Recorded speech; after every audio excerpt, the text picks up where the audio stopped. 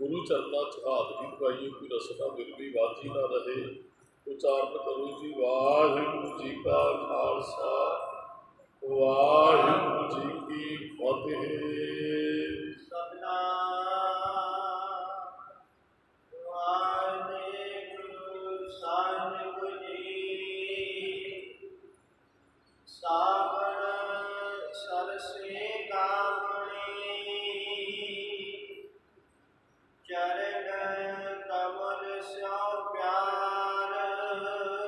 सतगुरु कहते हैं कामनी का अर्थ है जीव रूपी स्त्री, सावन का अर्थ है सौन का महीना, सरसी का अर्थ है आनंदमई रस नाल भरी हुई, जैनू असी हरियावल भी कह सकते हैं। कहते सौन का महीना चढ़िया तो जीव रूपी स्त्री बड़ी प्रसन्न हुई। सरसी का अर्थ प्रसन्नता ही है, खेड़ा खुशी है। क्यों भाई वो जीव रूपी स्त्री प्रसन्न हुई? चरण कमल स्यों प्यार। मान लो भी किसी भैन को लगातार काम होंगे, बीबिया करना पैंता, भावें सोई का है या होर भी। चलो साढ़े पिंडा तो 11-12 बजे तक बीबियां अमृत वेले उठ पैंदियां, उन्होंने वो सारा काम जोड़ा करना पैंता है। तो फिर चलो उन्होंने समा मिलता है बाणी की। चलो जोड़े जिन्होंने अमृत छको तो सवेरे बीबियां नितनेम करके धंधा शुरू करदियां। तो फिर जो दोपहरे समा लगता फिर वो बाणी पढ़ने की इच्छा होती है। जोड़े जुड़े हुए हैं दूसरों की गल नहीं है, दूसरे तो उठते भी सूरज चढ़ते हैं और धंधा करते ही सारा दिन कटते, उन्होंने जीवन से ना तो बाणी का नाम है। जोड़ा जुड़िया होंगे इतने की गल है। कहते वो प्रसन्न हुई जीव रूपी स्त्री चरण कमल स्यों प्यार। ਉਹਦਾ प्यार ਉਹਦੇ चरण कमलों नाल है। तो सौण के महीने च कहती भी झड़ी लगी होएगी तो जपण का बड़ा आनंद आएगा, ਉਹਨੂੰ चेते करूगा। मान लो बाहर बारिश पैंदी है तो जोड़ा बाणी पढ़ता वो फिर यदा आनंद माणदा है। कहता बाहर बारिश पैंदी, आप अज कोई 50 अंग सहज पाठ के करा तो उन्होंने खुशी मिलती है भी हुण मेरे को समय बाहरला कोई काम नहीं है, बाहर मैं निकल नहीं सकता, तो हुण भाई बाणी च आनंद माणांगे। गुरु साहब जी कहते 4 जणियां नूं बड़ी खुशी होती जो सौण के महीने च बारिश पैंदी है। 10 ने हरेक महीने वह बेनती करते, ऐकती संखेप बेनती करती है। नानक सावण जे वसै चौहो उमाहा हुई। उमाहे का अर्थ भी खुशी है। सरसी अर्थ कर लो, उमाहा कर लो, खुशी कर लो, हरियावल कर लो, प्रसन्नता कर लो, खेड़ा कर लो, यदा अर्थ है। नानक सावण जे वसे चौहो उमाहा होए। 4 जणियां नूं बड़ी खुशी मिलती है। नागा मिर्गा मच्छियां रसियां घर धन होए। कहते एक तो सप, वैसे ना गुरमुखों गल मनुख की की है। चलो सप भी प्रसन्न जो खुडा चो निकल आओगे तो रस्तियां च इन्होंने दिनों च सप मिलणगे, क्योंकि ठंडी थां पर रहिंदा है। खुड च इस करके रहिंदा भी थल्ले उन्होंने ठंडक मिलती है, भी थल्ले उतों तक खुड लै जाता है, जितों पानी की सतह होती है थल्ले तक तो ठंडी मिट्टी च रहिंदा है। तो जो इन्होंने दिनों च बारिश पैंदी फिर वो खुड को छड्ड के बाहर आ जाता, क्योंकि बाहर ठंडा हो जाता है, झड़ी लगी होती है। असल दे विच सप का अर्थ है त्यागी, त्यागी बिरती। चलो दूसरे पक्ष को अर्थ यदा भी लिया भी सप च जहर भी बहुत होता है, तो कई मनुख जोड़े सप की बिरती वाले होते हैं, किसी को लगता ही है। पर इत्थे जो इहदा पॉजिटिव पक्ष लिया गया कि सप मणि पैदा करता अपने अंदर, तो बिल्कुल मणि नाल उहदा मोह नहीं, त्यागी होता है। त्यागी बंदियां नूं बड़ी खुशी मिलती है। नागा मिर्गा हिरन दौड़ता है, तो हिरन का कोई अपना घर नहीं होंदा, सिर्फ आनंद माणदा जंगल च, वो भी किते ना किते इस बिरती का धार नहीं है। हाँ हिरन दी बहुत उदाहरण दित्तियां भी वो भुलेखे च भी मौत अपनी करवा लैंदा, जब मर जाता है ਉਹਦੀ नाभि च कस्तूरी होती है। तो जदों किते इस तरह बारिश पैंदी है ना, ਉਹਦੀ खुशबू ਜਿਹੜੀ ਉਹਨੂੰ ਆਉਂਦੀ है हिरन ਨੂੰ, ਤੇ ਉਹ दौड़ता है भी किधरों खुशबू आ रही है, तो वो दौड़ता अपने प्राण देण तक चला जाता है। तो जो मरन लगता ना वो धौन मुड़ के वो नाभि नाल जुड़ती है, तो उदों फिर उन्होंने पता लगता भी कस्तूरी तो मेरी नाभि च सी, मैं तो बांह दे में दौड़ता रहा। वो चलो ये भी एक पक्ष हिरन का। पर इत्थे जिहड़ा ਹਿਰਨ ਨੂੰ ਬੜਾ ਪ੍ਰਸੰਨ ਜਿਹਾ ਮੰਨਿਆ ਗਿਆ। ਵੈਸੇ ਲੋਕ ਜਿਹੜਾ ਕਿਸੇ ਨੂੰ ਖੁਸ਼ੀ ਵੰਡਦਾ ਨਾ ਉਹਦੀ ਮੌਤ ਜ਼ਿਆਦਾ ਹੁੰਦੀ, ਜਿਹੜਾ ਕਿਸੇ ਨੂੰ ਜਗਾਉਂਦਾ ਉਹਨੂੰ ਬੜੀ ਛੇਤੀ ਕਰਦਾ ਹੈ। ਕਿ ਆਪਣੇ ਕੋਲ ਆ ਭਾਈ ਤਾਰੂ ਦਾ ਇਤਿਹਾਸ ਵੀ ਸਾਨੂੰ ਇਹੀ ਗੱਲ ਨੂੰ ਸੁਚੇਤ ਕਰਦਾ ਹੈ। ਤੇ ਹਿਰਨ ਦਾ ਸ਼ਿਕਾਰ ਬਹੁਤ ਕਰਦੇ ਹਨ ਸ਼ਿਕਾਰੀ ਜਿਹੜੇ ਨੇ, ਉਹ ਹਿਰਨ ਉਹਨਾਂ ਦਾ ਮੇਨ ਨਿਸ਼ਾਨਾ ਹੁੰਦਾ ਸੀ। ਹੋਰ ਤੇ ਪੰਛੀ ਵੀ ਇੱਧਰ ਉੱਧਰ ਜੇ ਕੋਈ ਮਿਲ ਜਾਂਦੇ ਹਨ ਉਹ ਬਾਅਦ ਦੀ ਗੱਲ ਹੈ, ਉਹਨਾਂ ਦਾ ਮੇਨ ਟਾਰਗੇਟ ਜਿਹੜਾ ਹਿਰਨ ਹੁੰਦਾ ਹੈ, ਕੋਈ ਹਿਰਨ ਦਾ ਸ਼ਿਕਾਰ ਕਰਦਾ।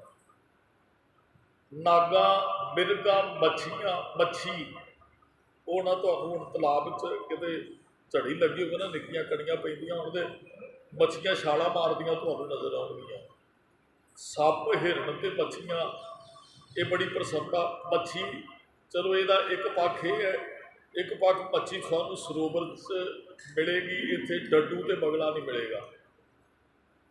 ਤੇ ਮੱਛੀ ਦੀ ਉਦਾਹਰਨ ਗੁਰੂ ਗ੍ਰੰਥ ਸਾਹਿਬ 'ਚ ਬਹੁਤ ਵਾਰੀ ਮਹਾਰਾਜ ਨੇ ਦਿੱਤੀ ਹੈ। ਜਿਉਂ ਮਛਲੀ ਬਿਨ ਪਾਣੀ ਨੇ ਕੋਈ ਜੀਵਨ ਪਾਵੇ, ਜਾਂ ਖਾਣ ਵਾਲੇ ਨੂੰ ਟੂਟੇ ਕਰਦਾ, ਇਹਨੂੰ ਅੱਗ ਤੇ ਰਿੰਨ ਲੈਂਦਾ, ਦੰਦਾਂ ਥੱਲੇ ਚਬਾ ਲੈਂਦਾ, ਪਾਣੀ ਨਾਲ ਪ੍ਰੀਤ ਫਿਰ ਨਹੀਂ ਸਕਦੀ ਹੈ।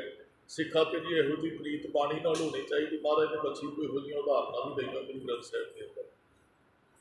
ਮਹਾਰਾਜ ਕਹਿੰਦੇ 3 ਜਾਣੇ ਹੋ ਗਏ, ਇਹਨਾਂ ਨੂੰ ਬੜੀ ਖੁਸ਼ੀ ਮਿਲਦੀ ਹੈ ਜਦੋਂ ਸਾਉਣ ਦੇ ਮਹੀਨੇ 'ਚ ਝੜੀ ਲੱਗਦੀ ਹੈ। ਸੱਪ, ਹਿਰਨ, ਮੱਛੀ ਤੇ ਰਸੀਆਂ ਘਰ ਤੋਂ ਰਸੀ ਦਾ ਅਰਥ ਪੀਰ ਬੰਦਾ। ਉਹ ਝੜੀ ਲੱਗ ਗਈ, ਭਾਵੇਂ 10 ਦਿਨ ਝੜੀ ਲੱਗੇ, ਉਹ ਜਿਹਦੇ ਭੜੋਲੇ 'ਚ ਦਾਣੇ ਪਏ ਨੇ, ਜੇਬ 'ਚ ਪੈਸੇ ਨੇ, ਉਹ ਫਿਰ ਪਕੌੜੇ ਤਲਦਾ ਹੈ, ਹੋਰ ਅਨੇਕਾਂ ਤਰ੍ਹਾਂ ਦੇ ਆਨੰਦ ਮਾਣਦਾ ਹੈ। ਉਹ ਖੁਸ਼ੀ ਮਨਾਉਂਦਾ ਵੀ ਹੁਣ ਝੜੀ ਲੱਗੀ, ਵੀ ਉਹ ਮਲੂਕੇ ਚੌਧਰੀ ਵਾਂਗੂ ਫਿਰ ਨਸ਼ੇ ਦਾ ਵੀ ਸੇਵਨ ਕਰਦਾ ਹੈ। ਉਹ ਸਾਉਣ ਦੇ ਮਹੀਨੇ 'ਚ ਉਹਦੀ ਮੌਤ ਹੋਈ, ਦੱਸਦੇ ਬਹੁਤ ਵਾਰੀ ਬੇਨਤੀ। ਇਹ 4 ਜਣਾਂ ਨੂੰ ਤਾਂ ਬੜੀ ਹੋਈ ਖੁਸ਼ੀ, 4ਾਂ ਨੂੰ ਦੁੱਖ ਵੀ ਬੜਾ ਹੁੰਦਾ ਹੈ। ਨਾਨਕ ਸਾਵਣ ਜੇ ਵਸੈ ਚਹੁ ਪਿਛੋੜਾ ਹੋਏ, 4 ਜਣੇ ਵਿਛੜ ਜਾਂਦੇ ਆ। ਉਹ ਕੌਣ ਨੇ? ਗਾਈ ਪੁੱਤਾ ਨਿਰਧਨਾ ਪੰਥੀ ਚਾਕਰਸ ਹੋਏ। ਗਾਈ ਪੁੱਤ ਬਲਦ। ਜਦੋਂ ਪੁਰਾਤਨ ਸਮੇਂ 'ਚ ਬਾਰਿਸ਼ ਪੈਂਦੀ, ਜ਼ਮੀਨ ਬੱਤਰ ਆ ਜਾਂਦੀ ਸੀ ਨਾ, ਤੇ ਦਿਨ ਰਾਤ ਫਿਰ ਬਲਦਾਂ ਨੂੰ ਵਾਹਿਆ ਜਾਂਦਾ ਹੈ, ਕਿਉਂਕਿ ਬੱਤਰ ਨਾ ਨਿਕਲਦੇ। ਤੇ ਜ਼ਿਮੀਂਦਾਰ ਫਿਰ ਦਿਨ ਚੜ੍ਹਨ ਤੋਂ ਪਹਿਲਾਂ ਇੱਕ ਕਿੱਲਾ ਬਲਦਾਂ ਨਾਲ ਵਾਹ ਲੈਂਦਾ ਸੀ, ਤੇ ਉਹ ਬੜੇ ਦੁਖੀ ਹੋ ਜਾਂਦੇ ਹਨ। ਉਹ ਕਹਿੰਦੇ ਹਨ ਵੀ ਮੀਂਹ ਨਾ ਹੀ ਪੈਂਦਾ ਤੇ ਅਸੀਂ ਕਿੱਲੇ ਤੇ ਬੱਝੇ, ਸਾਨੂੰ ਖੁਰਾਕ ਮਿਲਦੀ ਹੈ। ਹੁਣ ਬਾਰਿਸ਼ ਪੈ ਗਈ ਤੇ ਸਾਨੂੰ ਜੁੱਤਣਾ ਪੈਂਦਾ ਹੈ। ਹੁਣ ਫਿਰ ਡੰਡੇ ਵੀ ਮਾਰਦਾ ਜ਼ਿਮੀਂਦਾਰ, ਥੱਕ ਜਾਂਦੇ ਹੈ, ਚਰਨ ਲਈ ਛੱਡ ਦਿੰਦਾ ਹੈ। ਸਾਰੂ ਦੇਣ ਮੂਲ ਤੇ ਬਣ ਭਈਆ ਅਜੂ ਨਾ ਪੀਟ ਅਗਈ ਹੈ। ਉਹ ਫਿਰ ਘਾਹ ਚਿੜਾ ਖਾਂਦੇ ਰਹਿੰਦੇ ਆ, ਢਿੱਡ ਫਿਰ ਨਹੀਂ ਭਰਦਾ। ਜ਼ਿਮੀਂਦਾਰ ਫਿਰ ਸ਼ਾਮ ਨੂੰ ਫੜ ਕੇ ਪੰਜਾਲੀ ਪਾ ਲੈਂਦਾ ਗੱਲ 'ਚ। ਉਹ ਬਲਦ ਬੜੇ, ਇਹਦਾ ਵੈਸੇ ਸਮਝ ਬੰਦੇ ਨੂੰ ਸਿੱਖਿਆ ਮਨੁੱਖ ਨੂੰ ਦਿੱਤੀ। ਆਲਸੀ ਬੰਦੇ ਦੁਖੀ ਹੁੰਦੇ ਨੇ ਜੀ ਐਸ ਸਾਉਣ ਦੇ ਮਹੀਨੇ 'ਚ। ਬਲਦ ਆਲਸੀ ਹੈ ਨਾ, ਵੀ ਉਹਨੂੰ ਬਹੁਤ ਵਗਣ ਲੱਗਿਆ ਦੁੱਖ ਹੋਇਆ। ਜਿਹੜਾ ਆਲਸੀ ਬੰਦਾ ਕੰਮ ਕਰਨ ਲੱਗਿਆ ਬੜਾ ਦੁਖੀ ਹੁੰਦਾ ਹੈ। ਗਾਈ ਪੁੱਤਾਂ ਨਿਰਧਨਾ, ਜਿਹੜੇ ਗਰੀਬ ਨੇ, ਕੰਗਾਲ, ਉਹਨਾਂ ਨੂੰ ਬੜਾ ਦੁੱਖ। ਦਾਸ ਨੇ ਬਹੁਤ ਵਾਰੀ ਬੇਨਤੀ ਕੀਤੀ, ਚਲੋ ਜਿਹੜਾ ਵਿਚਾਰਾ ਦਿਹਾੜੀ ਲਾ ਕੇ ਆਪਣਾ ਗੁਜ਼ਾਰਾ ਕਰਦਾ ਹੈ ਤੇ ਝੜੀ ਲੱਗ ਜੇ 10 ਦਿਨ ਉਹਦਾ ਕੰਮ ਰੁਕ ਜਾਂਦਾ। ਜਿਹੜਾ ਕੋਈ ਕੋਠੀ ਤੇ ਮਜ਼ਦੂਰ ਲੱਗੇ, ਉਹ ਜ਼ਮੀਨਦਾਰ ਘਰ ਵਾਲਾ ਕਹਿ ਦਿੰਦਾ, ਭਾਈ ਸਾਹਿਬ ਜੀ ਮਿਸਤਰੀ ਠੇਕੇਦਾਰ ਨੂੰ ਕੰਮ ਰੋਕ ਦਿਓ, ਮੌਸਮ ਠੀਕ ਨਹੀਂ ਔਰ ਚੰਗੀ ਤਰ੍ਹਾਂ ਕੰਮ ਨੇ। ਜਿਹੜੇ ਦਿਹਾੜੀਦਾਰ ਲੱਗੇ ਹੋਏ ਉਹਨਾਂ ਨੂੰ ਫਿਕਰ ਪੈ ਜਾਂਦਾ ਵੀ 300 ਰੁਪਈਆ ਸ਼ਾਮ ਨੂੰ ਲਿਜਾਂਦੇ ਹਾਂ, ਕੁਝ ਵਿੱਚੋਂ ਆਟਾ ਲੈਂਦੇ ਹਾਂ, ਵਿੱਚੋਂ ਕੋਈ ਸਬਜ਼ੀ, ਤੇ ਉਹ ਕੰਮ ਰੁਕ ਗਿਆ ਤੇ ਹੁਣ ਬੱਚੇ ਕੀ ਖਾਣਗੇ। ਵਿਚਾਰੇ ਦੁਖੀ ਹੋ ਗਏ ਗਰੀਬ। ਤੇ ਪੰਥੀ ਇੱਕ ਰਸਤੇ 'ਚ ਜਾਣ ਵਾਲਾ। ਗਰੀਬਦਾਰ ਦੇ ਇੱਥੇ ਜਿਹੜੇ ਨਾਮ ਧਨ ਤੋਂ ਸਕਣੇ ਆ, ਤੇ ਅਸੀਂ ਵੀ ਰਸਤੇ 'ਚ ਹੀ ਹੈ।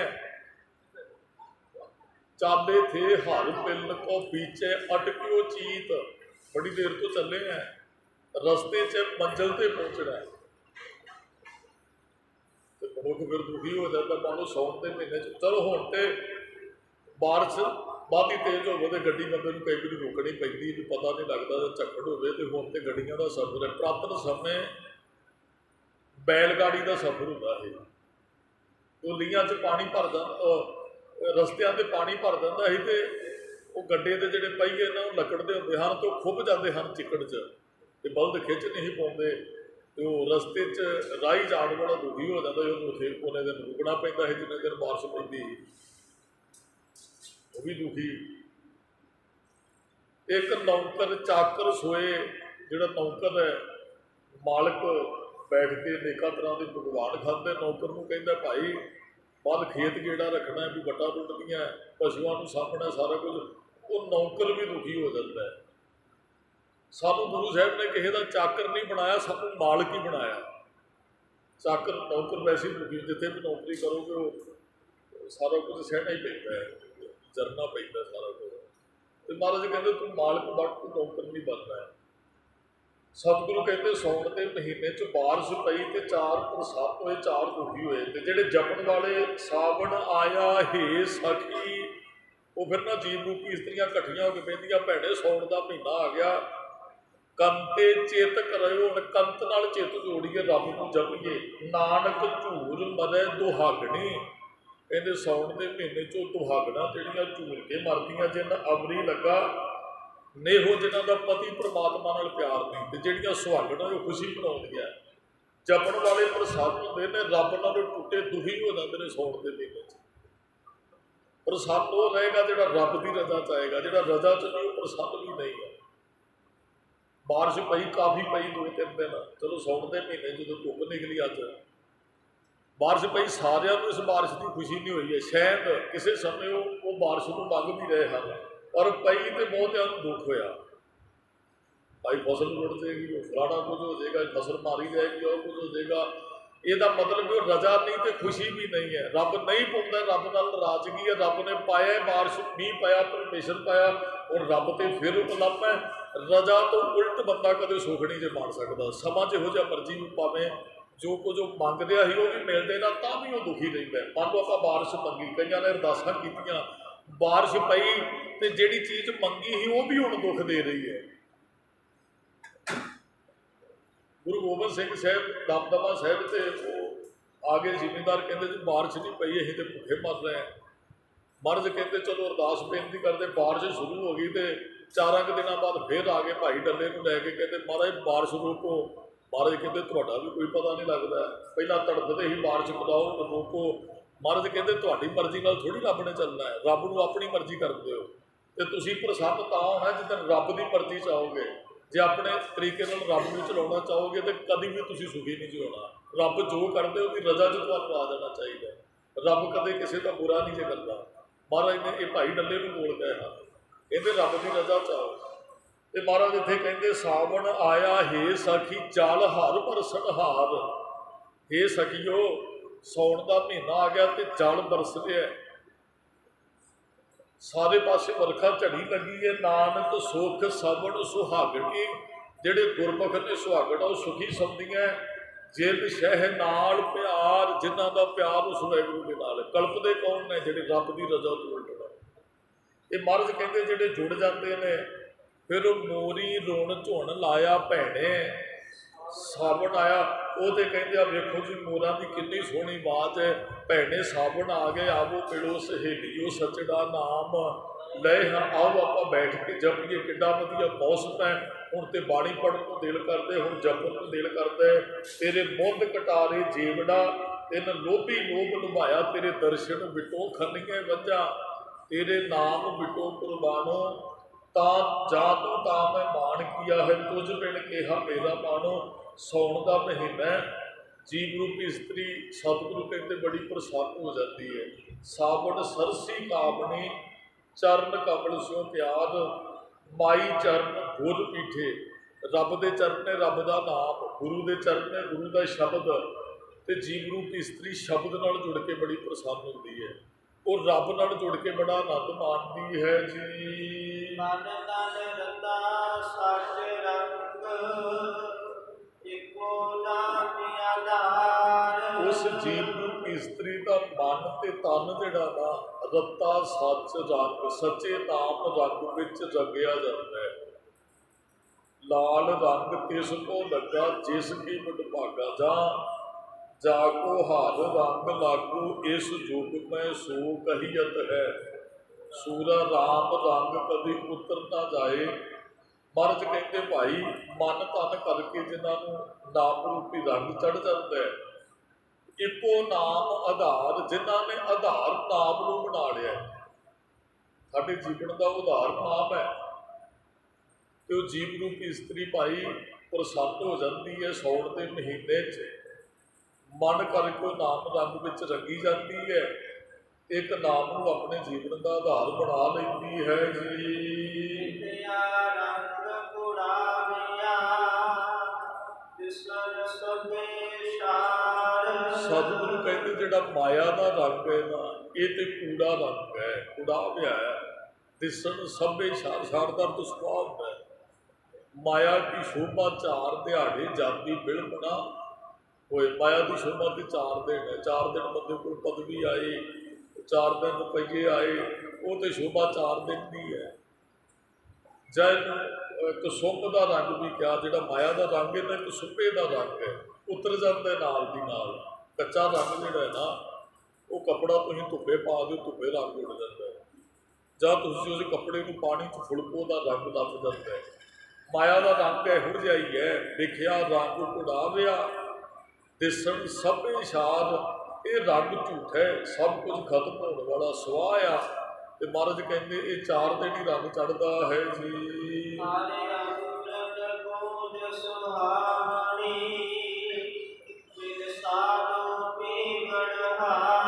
ਉਹ ਨਾਮ ਅੰਮ੍ਰਿਤ ਬੂੰਦ ਦੀ ਸੁਹਾਵਣੀ ਹੈ, ਵੀ ਸੋਹਣਾ ਜੀਵਨ ਬਣਾਉਣ ਵਾਲੀ ਹੈ। ਤੇ ਉਹਨੂੰ ਪੀਂਦੇ ਕੌਣ ਹੈ? ਮਿਲ ਸਾਧੂ ਪੀਵਨ। ਸਾਧੂ ਗੁਰੂ ਕਹਿੰਦੇ ਜਗਿਆਸੂ ਜਿਹੜੇ ਆਪਣੇ ਗੁਰੂ ਨੂੰ ਮਿਲ ਕੇ ਨਾਮ ਅੰਮ੍ਰਿਤ ਨੂੰ ਪੀਂਦੇ ਹੈ। ਉਹਨਾਂ ਦੇ ਅੰਦਰ ਅੰਮ੍ਰਿਤ ਦੀ ਵਰਖਾ ਹੁੰਦੀ, ਜਿਵੇਂ ਬਾਹਰ ਸੌਣ ਦੀ ਝੜੀ ਵੀ ਲੱਗਦੀ ਹੈ, ਇਸ ਤਰ੍ਹਾਂ ਗੁਰਮੁਖਾਂ ਦੇ ਅੰਦਰ ਵੀ ਬਾਰਿਸ਼ ਹੁੰਦੀ ਹੈ। ਝਿਮ ਝਿਮ ਵਰਸੇ ਲਾਏ ਝੜੀ, ਊਣਵ ਆਇਆ ਵਰਸੇ ਲਾਏ ਝੜੀ। ਜਾਂ ਝਿਮ ਝਿਮ ਅੰਮ੍ਰਿਤ ਵਰਸਦਾ। ਜਾਂ ਸਤਿਗੁਰੂ ਕਹਿੰਦੇ ਨੇ ਵੀ ਸੁਰਤ ਕਰਕੇ ਮਨੁੱਖ ਜਿਹੜਾ ਹੈ ਨਾ, ਉਸ ਰਸ ਨੂੰ ਮਾਣਦਾ ਹੈ। ਝਿਮ ਝਿਮ ਵਰਸੈ ਅੰਮ੍ਰਿਤ ਧਾਰਾ, ਮਨ ਪੀਵੈ ਸੋਣ ਸ਼ਬਦ ਵਿਚਾਰਾ। ਉਸ ਝੜੀ ਦਾ ਆਨੰਦ ਜਿਹੜਾ ਉਹ ਮਨ ਮਾਣਦਾ ਹੈ। ਬਾਹਰ ਝੜੀ ਲੱਗੀ ਹੋਵੇ ਨਾ ਸੌਣ ਦੇ ਮਹੀਨੇ 'ਚ, ਤੇ ਬੱਚੇ ਕਿੰਨੀਆਂ ਛਲਾਂਗਾਂ ਮਾਰਦੇ ਨੇ, ਉਹ ਆਨੰਦ ਮਾਣਦੇ ਨੇ, ਭੱਜਦੇ ਦੌੜਦੇ ਨੇ। ਇਸ ਤਰ੍ਹਾਂ ਜਦੋਂ ਨਾਮ ਦੀ ਵਰਖਾ ਹੁੰਦੀ ਹੈ ਨਾ, ਆਤਮਾ ਪ੍ਰਸੰਨ ਹੁੰਦੀ, ਉਹ ਖੇੜੇ 'ਚ ਆ ਜਾਂਦੀ ਹੈ। ਤੇ ਗੁਰੂ ਕੋਲ ਬੈਠ ਕੇ ਫਿਰ ਨਾਮ ਅੰਮ੍ਰਿਤ ਨੂੰ ਆਤਮਾ ਪ੍ਰਾਪਤ ਕਰ ਲੈਂਦੀ ਹੈ।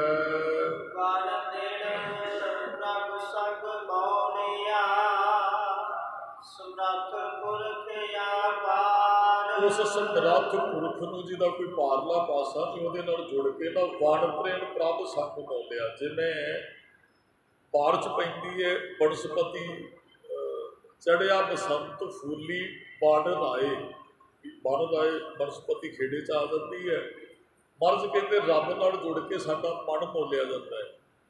ਮੋਲਣ ਦਾ ਅਰਥ ਪ੍ਰਸੰਨਤਾ 'ਚ ਆ ਜਾਂਦਾ ਹੈ, ਖੇੜੇ 'ਚ ਆ ਜਾਂਦਾ ਹੈ, ਖੁਸ਼ੀ ਮਾਣਦਾ ਹੈ ਜਦੋਂ ਉਸ ਵਾਹਿਗੁਰੂ ਦੇ ਨਾਮ ਨਾਲ ਜੁੜ ਜਾਂਦਾ ਹੈ।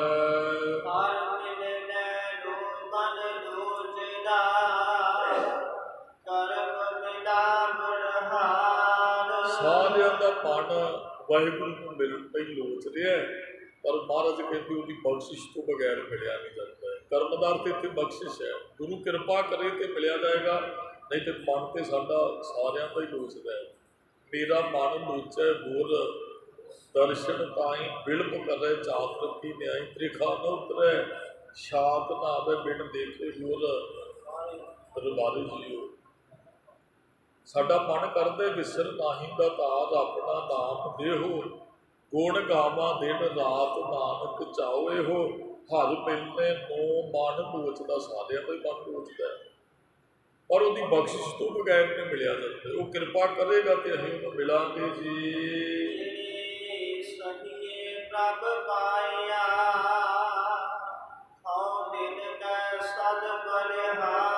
ਜਿਨ੍ਹਾਂ ਜੀਵ ਰੂਪੀ ਇਸਤਰੀਆਂ ਨੇ ਪ੍ਰਭੂ ਨੂੰ ਪਾ ਲਿਆ, ਸਤਿਗੁਰੂ ਕਹਿੰਦੇ ਅਸੀਂ ਉਹਨਾਂ ਤੋਂ ਭਾਈ ਬਲਿਹਾਰ ਕਰਨਾ। ਜਿਹੜੇ ਰੱਬ ਨੂੰ ਮਿਲ ਗਏ ਉਹਨਾਂ ਤੋਂ ਤਾਂ ਬਲਿਹਾਰ ਹੀ ਜਾਣਾ ਚਾਹੀਦਾ। ਪਰ ਹੈ ਨਾ ਵਿਰਲੇ ਹੀ ਹੈ। ਪੂਰਨ ਤੌਰ ਤੇ ਜਿਹੜੇ ਪ੍ਰਮਾਤਮਾ ਨੂੰ ਪ੍ਰਾਪਤ ਕਰ ਲੈਂਦੇ ਆ, ਹਾਂ ਜਿਹੜੇ ਕਰ ਲੈਂਦੇ ਆ, ਤੇ ਮਹਾਰਾਜ ਕਹਿੰਦੇ ਅਸੀਂ ਭਾਈ ਉਹਨਾਂ ਤੋਂ ਬਲਿਹਾਰ ਕਰਨੇ। ਜਿੰਨੀ ਸਖੀਏ ਅਸੀਂ ਜੀਵ ਰੂਪੀ ਇਸਤਰੀਆਂ ਸਖੀਆਂ ਰੂਪ 'ਚ ਬੈਠੀਆਂ ਗੁਰੂ ਪਾਤਸ਼ਾਹ ਦੀ ਹਜ਼ੂਰੀ 'ਚ। ਪ੍ਰਭ ਪਾਇਆ ਜਿਨ੍ਹਾਂ ਨੇ ਪ੍ਰਭੂ ਨੂੰ ਪਾਲਿਆ। ਤੇ ਮਹਾਰਾਜ ਕਹਿੰਦੇ ਹੋਂ ਤਿੰਨ ਕਹੇ ਸਭ ਬਲਿਹਾਰ, ਅਸੀਂ ਉਹਨਾਂ ਤੋਂ ਸਦਾ ਬਲਿਹਾਰ ਕਰਦੇ ਹਾਂ।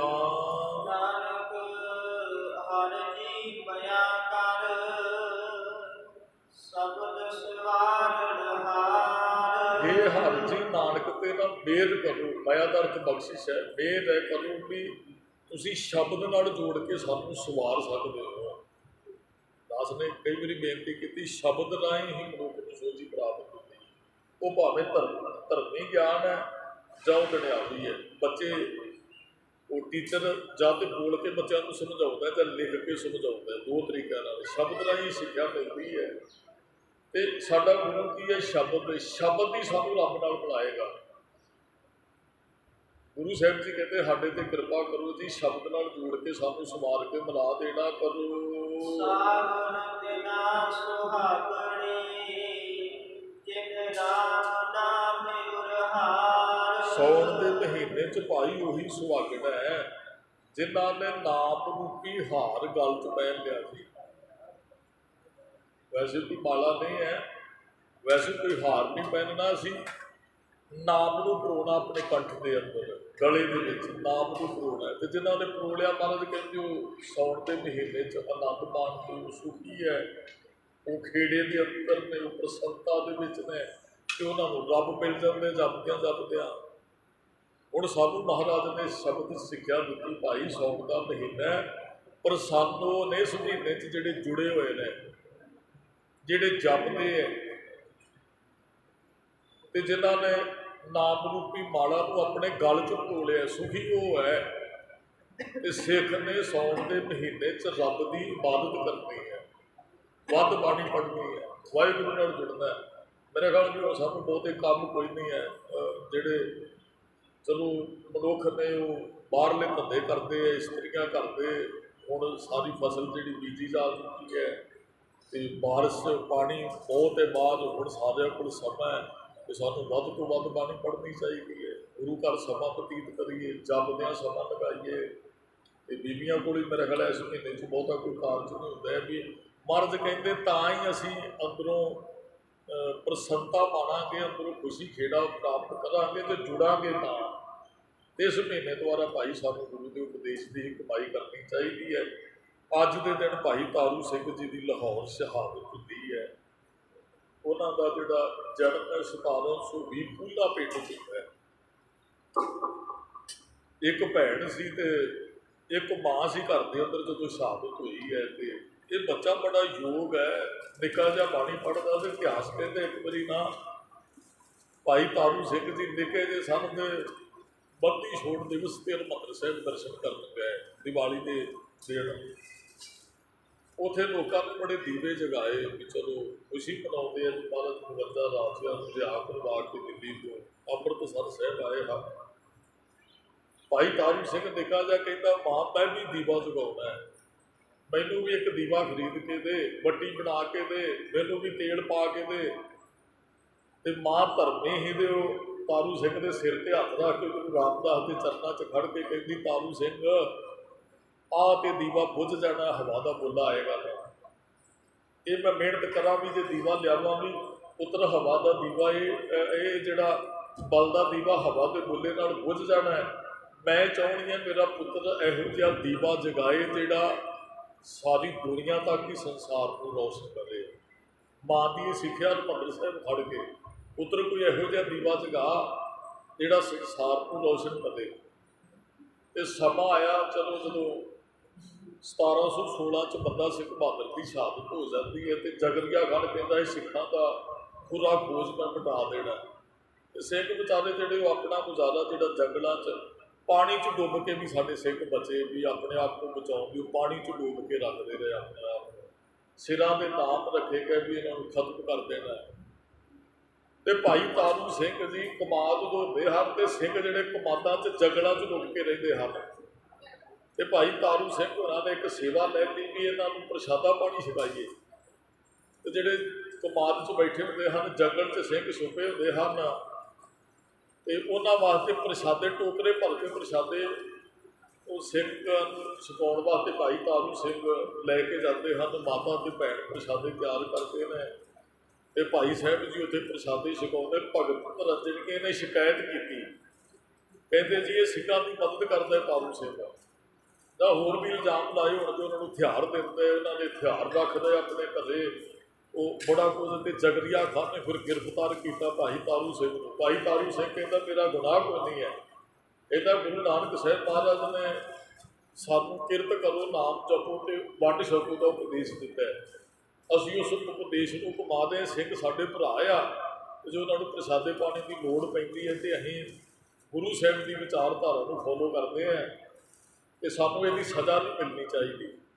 गुरमुखो साडा बड़ा प्यारा इतिहास है, असीं तो प्रशादा छुपाउण वास्ते भी शांता दित्ती है।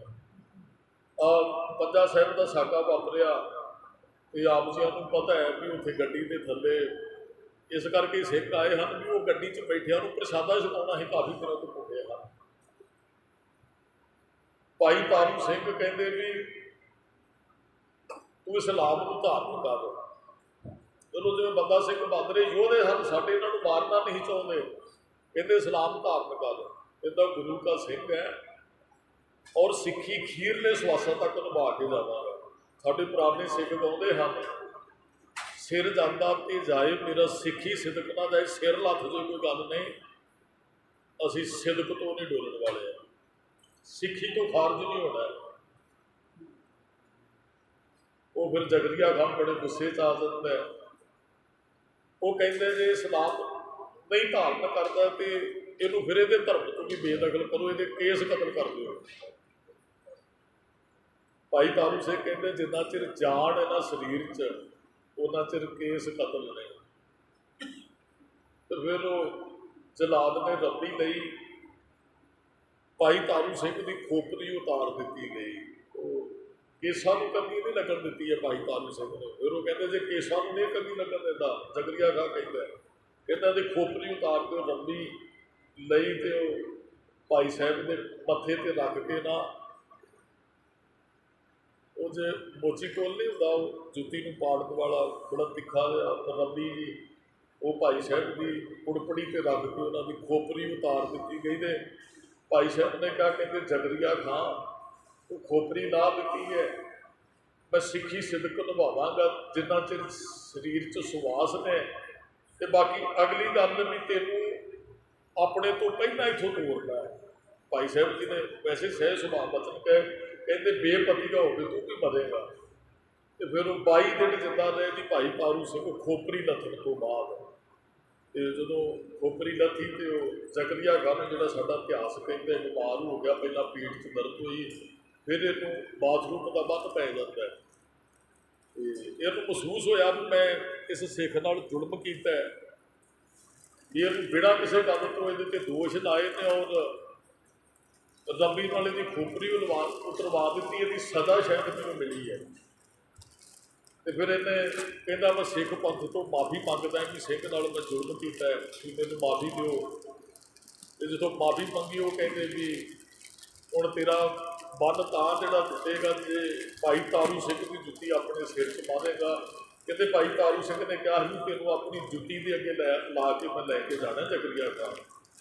तो फिर वो भाई तारू सिंह की जुत्ती ये सिर च मारते सन, बाथरूम आता है थोड़ा जहा अपने आप को लैग ठीक महसूस करता है। तो होर मारन वाले को कहता है होर जुत्तियाँ मार क्योंकि आराम मिलता है। तो जुत्तियाँ खाता खाता ही भाई तारू सिंह तो 22 दिन कढ़ गए खोपरी लथन तो बाद।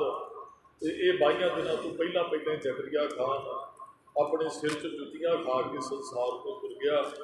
सानू भाई तारू सिंह का जीवन जोड़ा भी असी अज की है बड़े एक सज़ा यही केस सिर तो उतारते हैं। तो अज बड़े शौक नाल बच्चे जोड़े जो जाके नाइया दी दुकानों पर बहते हैं, साढ़े सिखा के केस गलियां गाली वो गलियां नालियां जो खिदरे पे सानू मिलते हैं। गुरमुख प्राभु सतगुरां ने केस गुरु साहिब की मोर कही। महाराज कहते मैं केसां को पछाणांगा मेरा सिख है। तो केसगढ़ महाराज ने स्थान भी प्रगट किया, होर किसी ककार से नहीं। केस गुरु साहिब की मोर है, दस्तार ते केस माता ने सानू बख्शिश की है। साडी जान तो निकल जे पर अं बहुते साडे कोल आए ने जोड़े सूरमे जिन्होंने अपने केस नहीं कतल। आ संत करतार सिंह जी उन्होंने एक्सीडेंट हो गया है, कहते जी थोड़ा ऑपरेशन होना है तो केस कतल, कहते ना जिंद निकल जे केस नहीं। ये तो गुरु साहब की मोहर है। तो वो फिर डॉक्टर ने जो टूटियाँ लाइया हैं तो कहते रोम रोम चो वाहगुरू शब्द जोड़ा वो धुन जी डॉक्टर को सुनाई देती है। वो कहते हैं भी ये रब रूप हो चुके हैं। असी जिथे सवास सवास जपना है उत्थे असी सिक्खी को भी सवास सवास ही निभाना है। खीर तक साडी सिक्खी ने भी साडे पुरातन सिख ते अरदास भी ये करते हैं, महाराज सिक्खी केसां सवासां नाल ही निभे। ਜਾਂ ਚ ਮਾਫ ਕਰਨਾ ਥੋੜ੍ਹਾ ਜਿਹਾ ਕਿਸੇ ਨੂੰ ਲਾਲਚ। ਅੱਜ ਬਹੁਤੇ ਰੌਲਾ ਪਾਉਂਦੇ ਨੇ ਜੀ, ਉਹ ਫਲਾਣੇ ਬੜੇ ਇਕੱਠ ਕਰੀ ਫਿਰਦੇ, ਫਲਾਣੇ ਬੜਾ ਇਕੱਠ ਕਰੀ ਫਿਰਦੇ ਹੈ। ਉਹ ਭਲਿਓ ਅਸੀਂ ਲਾਲਚ ਕਰਕੇ ਨਹੀਂ ਸਿੱਖੀ ਕਮਾਉਣੀ ਆ। ਸਰਬੱਤ ਸੰਭਾਲਿਆ ਗੁਰੂ ਸਾਹਿਬ ਨੇ, ਅਸੀਂ ਆਪਣੇ ਆਪ ਨੂੰ ਸਿੱਖੀ ਤੋਂ ਕੁਰਬਾਨ ਕਰਨਾ ਹੈ। ਜਿੰਨਾ ਚਿਰ ਜਿਉਂਦੇ ਹੈ ਉਹਨਾਂ ਚਿਰ ਕੇਸਾਂ ਸੁਆਸਾਂ ਸਾਡੀ ਸਾਡੀ ਨੇ ਵੀ ਜੇ ਅਸੀਂ ਗੁਰੂ ਸਾਹਿਬ ਦੇ ਚਰਨਾਂ 'ਚ ਅਰਦਾਸ ਵੀ ਕਰਨੀ ਹੈ ਵੀ ਮਹਾਰਾਜ ਇਹਦੇ ਤੁਹਾਡੀ ਬਖਸ਼ਿਸ਼ ਵਰਤੇ ਹੋ ਸਕਦਾ ਹੈ। ਅੱਜ ਉਹ ਯੋਧਾ ਜਿਹੜਾ ਸਦਾ ਵਾਸਤੇ ਦੀਵਾ ਜਗਾ ਗਿਆ, ਅੱਜ ਇਹ ਸ਼ਹਾਦਤ ਜਿਹੜੀ ਸਾਨੂੰ ਇਹ ਸਿੱਖਿਆ ਦਿੰਦੀ ਹੈ ਵੀ ਜਾਣ ਤੇ ਚਲੀ ਜਾਏ ਪਰ ਨਿਗੁਰੇ ਹੋ ਕੇ ਜਾਂ ਗੁਰੂ ਤੋਂ ਬੇਵਕੂਫ ਹੋ ਕੇ ਨਹੀਂ ਸਰੀਰ ਤਿਆਗਦਾ ਹੈ। ਭਾਈ ਸਾਹਿਬ ਜੀ ਦੀ ਖੋਪਰੀ ਲੱਗ ਗਈ, ਕੇਸ ਨਹੀਂ ਸੀ ਕਤਲ ਹੋਣ ਦਿੱਤੇ। ਸਾਡੀ ਵੀ ਜਿੰਦ ਚਲੀ ਜਾਏ, ਸਾਡੇ ਅਖੀਰਲੇ ਸਵਾਸਾਂ ਤੱਕ ਗੁਰੂ ਨਾਲ ਨਿਭ ਜੇ, ਇਹ ਅਸੀਂ ਅਰਦਾਸ ਕਰਨੀ। ਇੰਨੀਆਂ ਕੁ ਬੇਨਤੀਆਂ ਪ੍ਰਵਾਨ ਕਰਨੀਆਂ ਜੋ ਭੁੱਲਾਂ ਚੁੱਕਾਂ ਦੀ ਖਿਮਾ। ਸਮੂਹ ਸੰਗਤ ਦਾ ਧੰਨਵਾਦ ਜੀ ਆਇਆਂ ਨੂੰ। ਵਾਹਿਗੁਰੂ ਜੀ ਕਾ ਖਾਲਸਾ, ਵਾਹਿਗੁਰੂ ਜੀ ਕੀ ਫਤਿਹ।